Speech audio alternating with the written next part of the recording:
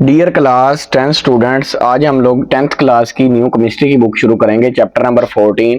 तो सिर्फ हम लोग इसका पहले आज इंट्रोडक्शन पढ़ेंगे, ये वाला जो पेज नंबर 2 और पेज नंबर 3 पे है। तो सिर्फ हम लोग बुक से रीड वगैरह करके नहीं पढ़ेंगे, ठीक है, इसको साथ साथ समझेंगे। इसके अंदर जो इंपॉर्टेंट शॉर्ट क्वेश्चन हैं, ये वाला पेज नंबर 3 का ऊपर तक यहाँ पे ये खत्म होता है टॉपिक। जो जो इसके अंदर इंपॉर्टेंट शॉर्ट क्वेश्चन हैं, लॉन्ग क्वेश्चन अगर कोई बनते हैं या कोई एमसीक्यूज बनते हैं और इसके अंदर पेपर में जो अहम लाइनें हैं वो वाली मैं आपको साथ साथ मार्क भी करवाऊंगा, निशानात भी लगवाऊंगा। आपने सारी साथ साथ मार्क कर लेनी है और समझते भी रहना, ठीक है, सिर्फ याद नहीं करनी, ठीक है। तो सबसे पहले तो मैं ये बताना चाहता हूं कि इस चैप्टर में से क्या क्या आपके पास आएगा। तो चैप्टर नंबर 14 के अंदर से आप लोगों को पता होना चाहिए क्या क्या आएगा। एक तो आने एक एमसीक्यूज आएगा, ठीक है, ये पेज पे साथ साथ मैं समझाता भी जाऊंगा। 2 शॉर्ट क्वेश्चन आने हैं, ठीक है, और एक लॉन्ग क्वेश्चन आना है, ठीक है। ये कुछ इस चैप्टर नंबर जो है 14 उसमें से आप लोगों के पास आएगा। तो अब हम लोग यहाँ पे शुरू करते हैं ये वाला टॉपिक, ठीक है। पहला ही जो इंट्रोडक्शन वाला है, तो इसके अंदर मेन पॉइंट्स मैंने बनाए हुए हैं, साथ साथ मैं मार्क भी करवाता जाऊंगा। तो फिलहाल अब हम लोग नोट्स की तरफ आते हैं, नोट्स से पढ़ना शुरू करते हैं। तो मैं साथ साथ अगर कहीं पे जरूरत पड़ी तो पेज पे समझा भी दूंगा आप लोगों को, ठीक है। ये नीचे बोर्ड पड़ा है या बोर्ड पे, तो जैसे जैसे जरूरत पड़ती है तो उसको इस्तेमाल करते हैं। शुरू में अब उसका इंट्रोडक्शन वाली जो टॉपिक है उसका क्वेश्चन कुछ इस तरह बन सकता है कि explain how the kinetic particle theory describe the behaviour, arrangement and movement of particles in 3 primary states of matter. यानी कि ये बताएं कि काइनेटिक पार्टिकल थ्योरी किस तरह बिहेवियर और उनके अरेंजमेंट और उनकी मूवमेंट को, जो पार्टिकल्स हैं तीनों स्टेट्स में मैटर की, यानी कि सॉलिड, लिक्विड और गैस में किस तरह बिहेव करती है। यानी कि अब यहाँ पे ये सवाल के अंदर ही एक और सवाल का जवाब बन रहा है कि काइनेटिक पार्टिकल थ्योरी हमें किस किस चीज के बारे में बताती है, बिहेवियर, अरेंजमेंट और मूवमेंट। पहली चीज आप लोगों को ये पता होनी चाहिए, काइनेटिक पार्टिकल थ्योरी क्या डिस्क्राइब कर रही है कि बिहेवियर, अरेंजमेंट और मूवमेंट पार्टिकल्स की कौन सी स्टेट्स में, सॉलिड, लिक्विड और गैस में। अच्छा, अब पहले तो हमारे पास 3 स्टेट्स ऑफ मैटर कौन सी होती हैं जो हमारे पास इस दुनिया में, सॉरी 4 स्टेट्स एग्जिस्ट करती हैं असल में, लेकिन हम लोग पढ़ते ज्यादा 3 ही हैं, गैस, लिक्विड, सॉलिड और प्लाज्मा। ज्यादा हमारा फोकस गैस, लिक्विड, सॉलिड पे होगा, प्लाज्मा इतनी जरूरी नहीं है, ठीक है। तो आप लोगों ने अब ये एक पॉइंट बना लेना, बुक पे भी साथ साथ बेशक आप लोगों के पास तो बुक होगी, वैसे ये मैं बता दूंगा कहाँ से लेने हैं आप लोगों ने। ये नोट्स भी एंड में दिखा भी दूंगा, बेशक स्क्रीनशॉट ले लेना या साथ साथ लेते जाएं। तो यहाँ पे साथ साथ इंपॉर्टेंट पॉइंट्स जो है वो मार्क करते जाएं, जिस तरह ये 4 physical state, liquid, solid, gas, ये ठीक है। इस तरह की चीजें आप लोगों ने खुद यहाँ साथ नोट्स बनाने हैं, जो भी करना है आपने वो देख लें। आगे फॉर्मुलेशन ऑफ काइनेटिक थ्योरी के ये किस तरह बनी है हमारे पास, इसकी फॉर्मुलेशन मतलब फॉर्म किस तरह बनी, किस तरह।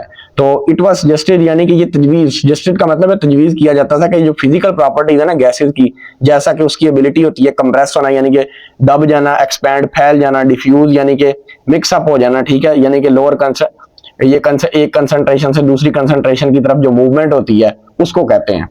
और ये डिफ्यूजन का मतलब यहाँ पे होता है, वैसे आप लोगों ने पीछे पढ़ी होगी शायद किसी ना किसी क्लास में या 9th में।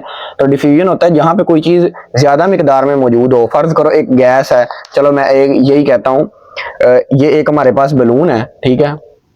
ये बलून अगर हो, इसके अंदर जो है वो ज्यादा सारी क्या कहते हैं एयर या कोई गैस मौजूद है, फर्ज करो हाइड्रोजन। तो जब इसको यहाँ से कोई सुई मारते हैं, कांटा मारते हैं, तो ये सारी इधर को बाहर की तरफ फैल जाती है। यानी कि यहाँ पे ये ज्यादा मिकदार में मौजूद थी, ये अंदर हाई कंसंट्रेशन में, ठीक है, और यहाँ पे बाहर लो कंसंट्रेशन यानी कि कम मिकदार में हाइड्रोजन मौजूद है, कोई गैस, ठीक है। तो ये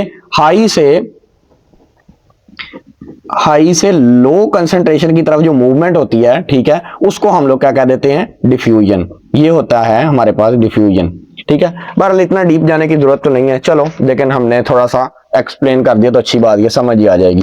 आगे डिफ्यूजन वाला कंसेप्ट वैसे इस चैप्टर में है, एंड पे वो वहां पे भी एक्सप्लेन से पढ़ेंगे। could be understood by assuming that these gases consist of particles which are continuously moving randomly। यानी कि ये तजवीज किया जाता था कि जो फिजिकल प्रॉपर्टीज हैं, ये वाली 3 जो हमने पढ़ी हैं, ये किस तरह हम परख सकते हैं या हमें पता लग सकता है कि ये गैसेस बनी हुई हैं कुछ पार्टिकल्स है जो कि मुसलसल मूवमेंट कर रहे हैं। यानी कि ये वाली जो 3 प्रॉपर्टीज हैं, इनको हम लोग किस तरह अंडरस्टैंड या इनको हम समझ सकते हैं, हम इनको इस तरह समझ सकते हैं कि ये जो गैसेस के पार्टिकल्स हैं, ये कुछ इस तरह गैसेस जो हैं वो कुछ इस तरह के पार्टिकल से मिलकर बनी हैं जो कि कंटिन्यूसली यानी कि हर वक्त मूव कर रहे हैं, रैपिडली, रैंडमली, यानी कि इधर उधर कहीं ना कहीं किसी भी जगह की तरफ। तो आगे चलते हैं this idea then lead to formulation of kinetic theory, यानी कि यही वाली जो तजवीज़ थी या ये वाला जो आइडिया था कि हम लोग गैस जो है उसको पार्टिकल्स को इस तरह समझे कि वो कंटिन्यूसली मूव कर रहे हैं और उसकी बिना पे हम लोग फिजिकल प्रॉपर्टीज को उनकी देख सकते हैं। इसकी वजह से ही आगे हमारी काइनेटिक पार्टिकल थ्योरी जो है वो वजूद में आई, यानी कि ये एक थ्योरी बनी हमारे पास।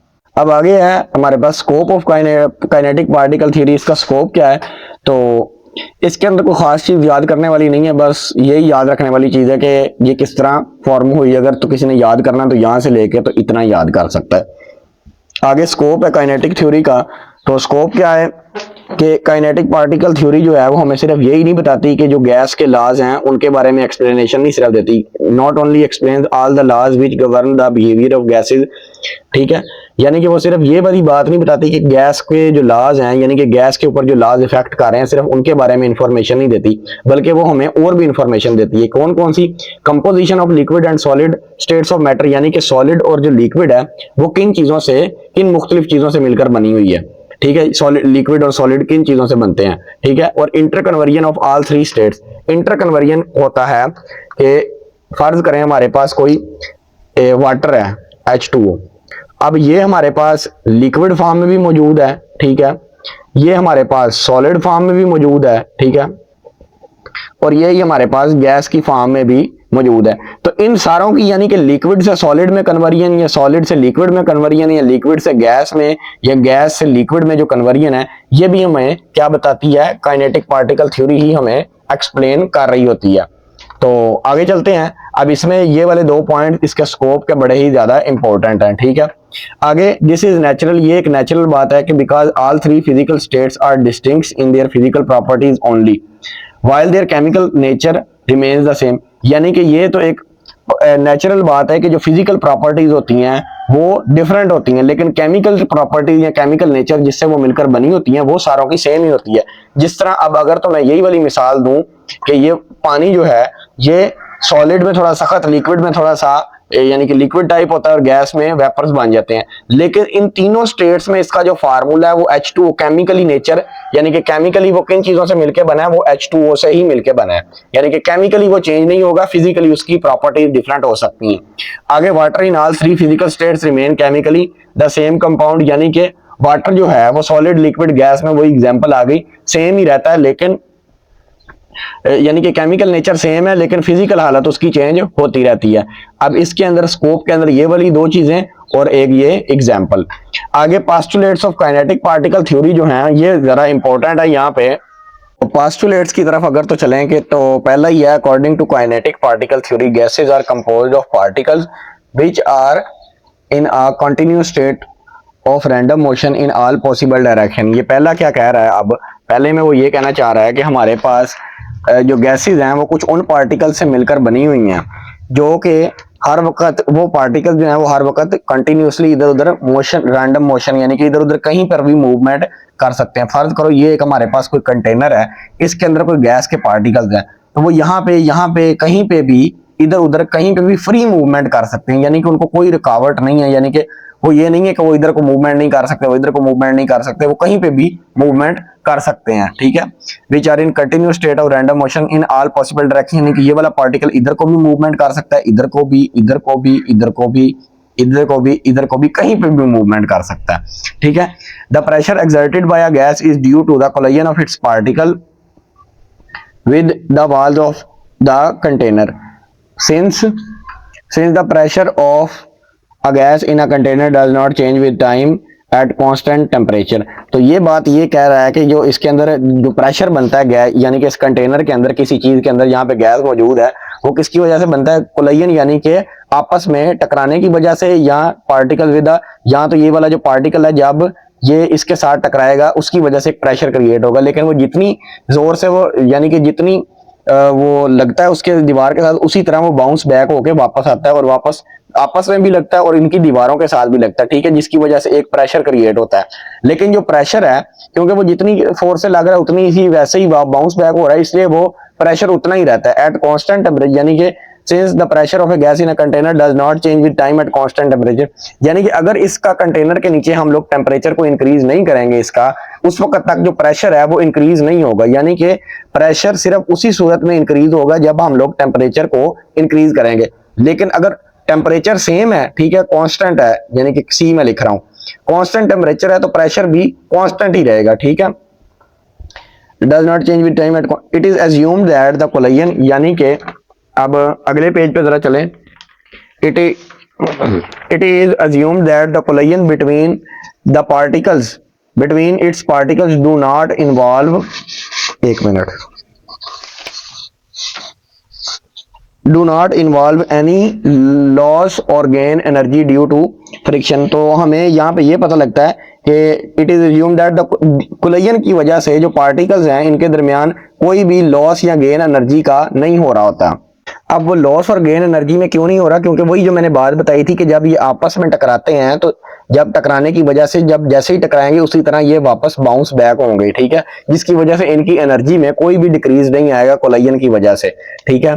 तो इनकी एनर्जी में कोई डिक्रीज नहीं आना, ये बात याद रखनी है आपने। आगे the attractive forces between the particles of a gas are assumed negligible since the particles are widely apart at low pressure, यानी कि ये जो पार्टिकल्स होते हैं गैस के, इनके दरमियान में जो अट्रैक्टिव फोर्सेस, यानी कि जो फोर्स इनको एक दूसरे के साथ जोड़ के रखती है, क्योंकि असल में इसके अंदर पार्टिकल्स बहुत ज्यादा दूर दूर हैं, ठीक है। तो इन दोनों पार्टिकल या इनके दरमियान इस तरह इनके दरमियान जो एक कोई फोर्स होती है जो इनको जोड़ के रखती है वो बहुत ही हल्की होती है। The attractive force of the particle are assume negligible, यानी कि वो इतनी कमजोर होती है कि उसको हम लोग तसव्वुर ही नहीं करते। हम लोग कहते हैं कि नेग्लिजिबल यानी कि निगलेक्ट करना, उसको नजरअंदाज कर देना, कि हम लोग उसको नजरअंदाज कर देते हैं कि वो है ही नहीं, बिल्कुल कम है। Since the particles are widely apart at low pressure, क्योंकि लो प्रेशर पे वो बड़े ही दूर दूर होते हैं। The average kinetic energy of the particle, जो एवरेज काइनेटिक एनर्जी है पार्टिकल की, वो हमेशा डायरेक्टली प्रोपोर्शनल होती है टेम्परेचर की, और जो टेम्परेचर है वो मेजर्ड किस में किया जाता है, केल्विन स्केल में, हर गैसेस के लिए एट द सेम टेम्परेचर, ठीक है।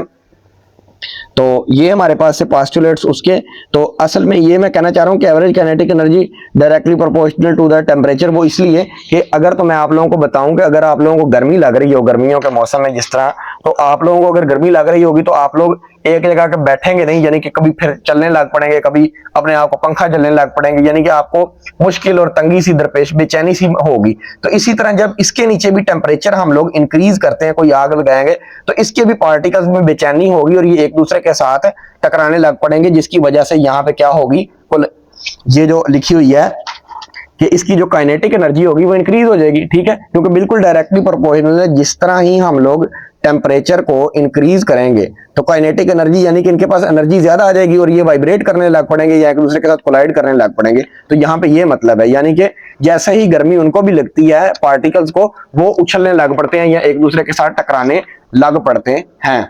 तो आगे चलते हैं अगर, तो हम लोग अब आगे postulates of particle theory for liquids पढ़ रहे हैं अगर, तो अरेंजमेंट ऑफ पार्टिकल्स इसके अंदर कैसी होती है कि according to kinetic theory the particles in a liquid are quite close to one another, they are also moving in all possible direction, यानी कि लिक्विड गैस के अंदर जो थे पार्टिकल्स वो थोड़े से दूर दूर होते हैं। अगर तो मैं यहाँ पे बना के दिखाऊं, ये एक कंटेनर था, उसके अंदर गैस के पार्टिकल्स थे, कोई यहाँ पे था कोई यहाँ पे था, यानी कि बहुत दूर दूर थे। लेकिन अगर तो ये हो गया गैस के लिए और ये हो गया लिक्विड के लिए, लिक्विड के अंदर कुछ ना कुछ करीब होते हैं पार्टिकल्स, लेकिन फिर भी कुछ ना कुछ फासला जरूर मौजूद होता है, लेकिन थोड़े से करीब होते हैं, किसकी निस्बत, इसकी निस्बत, गैस की निस्बत, ठीक है।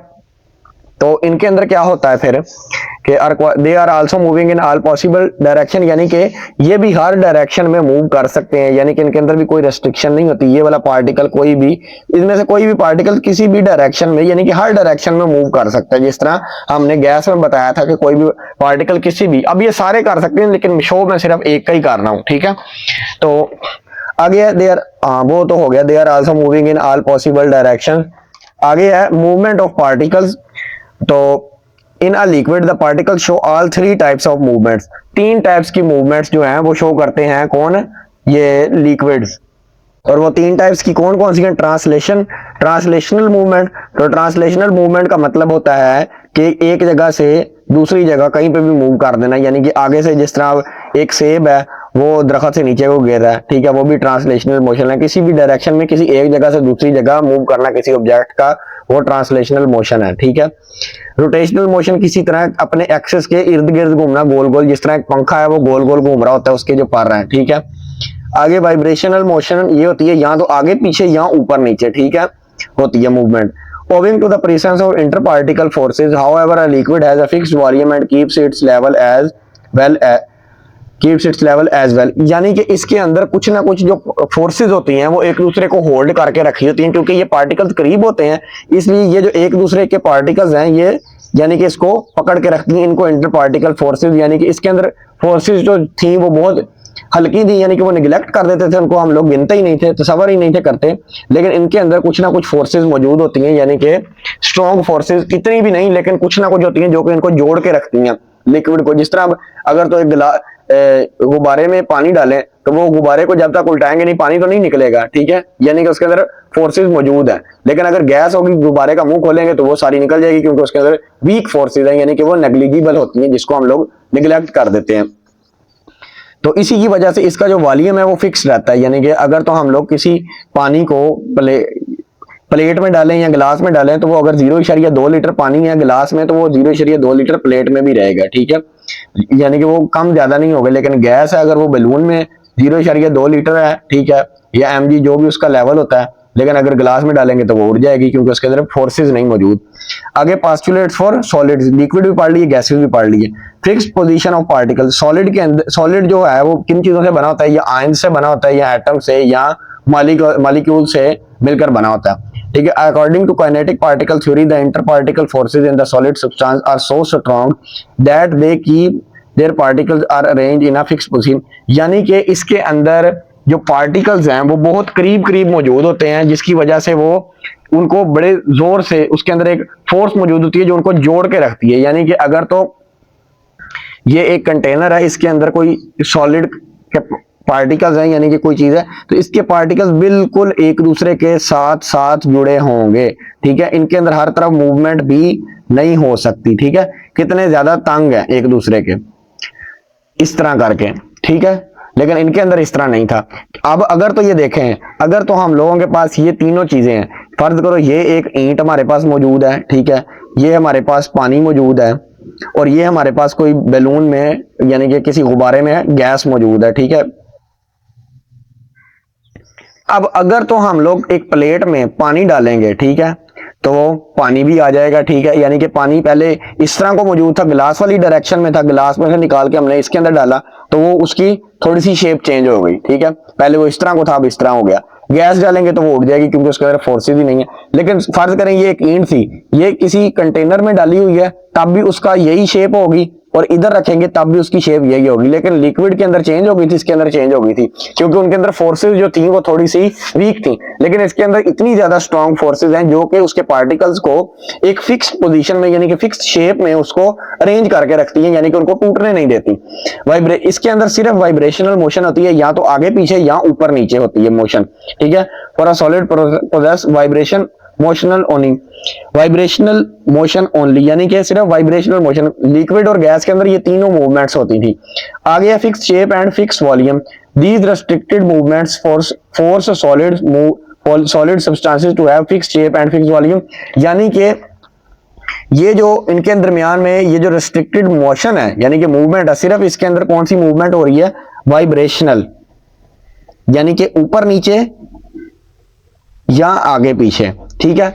यही जो मूवमेंट है यही इसको रेस्ट्रिक्ट करती है इसका वॉल्यूम फिक्स्ड और इसकी शेप बरकरार रखने में, यानी कि इनकी शेप, ईंट को अगर प्लेट में रखो, जमीन पे रखो, कहीं पे भी रखो, उसकी सॉलिड की जो शेप है वो सेम ही रहनी है। लेकिन लिक्विड और गैसेस की शेप चेंज हो जाती है, यानी कि वो फैल जाती है, क्योंकि एक्सपेंड है, उसकी अंदर फोर्सेस वीक है। तो ये हम लोगों का जो था टॉपिक, ये वाला इंट्रोडक्शन वाला, ये हमारा अभी तक कंप्लीट हुआ है। तो आगे जो हमारा टॉपिक है इंटरनल एनर्जी 14.1 जहां से शुरू हो रहा है वो ये हम लोग अगली वीडियो में पढ़ेंगे, उसके बाद नेक्स्ट सारे टॉपिक्स पढ़ते जाएंगे। अभी हमने पेज नंबर 2 सारा पढ़ लिया है और पेज नंबर 3 जो था ये वाला, ये हमने अभी तक यहां तक पढ़ा है, जिसकी आप लोगों ने साथ साथ स्क्रीनशॉट्स ले लेने हैं। ठीक है, उम्मीद है आप लोगों को समझ आई होगी। अब हम लोग मिलेंगे नेक्स्ट वीडियो में।